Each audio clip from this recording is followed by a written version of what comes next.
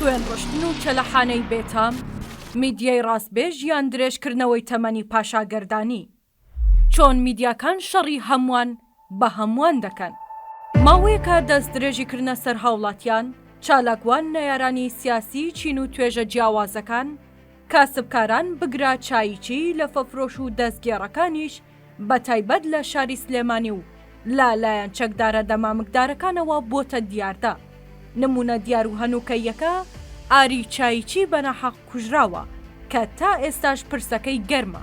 ئەوەی جێگای تێڕامان و هەڵوێستا ئەوەیە لە بری لێکۆڵینەوە لەلایەن حکوومەت و دام و دەستگا فەرمیەکان و بەرپرسان و دەسەڵاتدارانەوە چەلەحانەیەکی بێتامی چەندین پێیجی بێناسنامە و لاپەڕەی سەرتۆڕە کۆمەڵایەتیەکان جێگای ڕێو شوێنە یاساییەکانی گرتۆتەوە و زۆر جار دوور لە هەموو هەستێکی بەرپرسیاری و بۆ چەواشەکاری زیاتر خوێی زیاتر بە برینی خەڵکدا دەکرێت و ڕایگشتی و هەستی بەرپرسیارەتی بەلاڕێدا دەبرێت.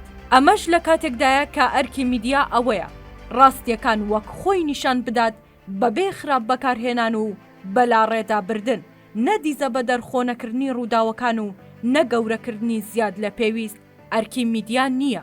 ئەرکی میدیایە ئەم ڕووداوانە وا لێ نەکات کە ببێتە مایەی تێکدان و ترساندنی سایکۆلۆژیای گشتی یان لە بیربردنەوە و شێواندنی ڕاستی.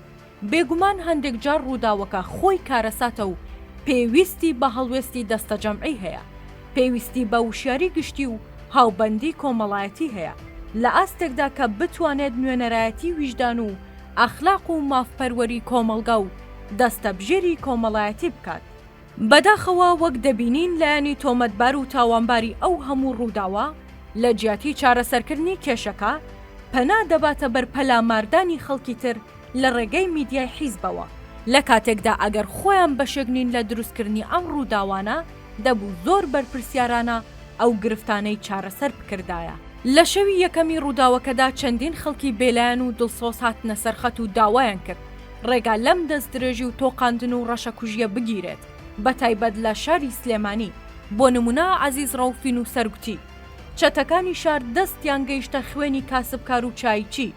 چەتەکانی شار ئەگەر ڕانەگیرن خوێنی زیاتر و تاوانی زیاتر و بێحورمەتی زیاتر بە شاری سلێمانی دەکەن.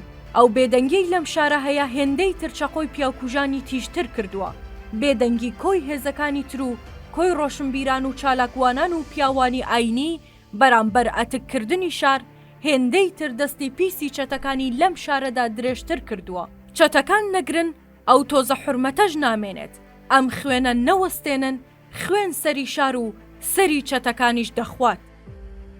دواتریش خەڵکی هەرێمی کوردستان بەگشتی و شاری سلێمانی و هەڵەبجە بە تایبەتی داوای ڕاگررتنی ئەم جۆرە ڕەفتاری هێزە ئەمنی و سەربازیەکانیان کرد، بەڵام لە بەدەمەوە چوون و ڕازیکردنی خەڵک ئەو بەرپرسانەی ئەم جۆرە تاوانانە ئەنجام دەدەن کەوتنە بەکارهێنانەوەی میدیا و بەشێک لە ڕۆژنامەنووسان بۆ درێژەدان بە کارە دزێوەکانیان. دەبێت ڕایگشتی و خەڵک ئەو ڕاستیە بزانن کە ئەو شێوە کارکردنە لەلایەن ئەو لاپەڕە و ڕاگەاندن و تۆڕە کۆمەڵایەتیانەوە بەشێکی دانەبراوە لەو دەست درێژەی کە دەکرێتە سەر یاسا و مافەکانی خەڵک، تاکە ئامانجیش ئەوەیە تەمەنی ئەو پاشاگەردانیە درێژتر بکاتەوە بێ ئاگا لەوەی کە لەم دۆخەدا جگە لە شەڕی هەمووان دژی هەمووان و خوێن ڕشتنی زیاتر هیچی دیکەی لێسەوز نابێت.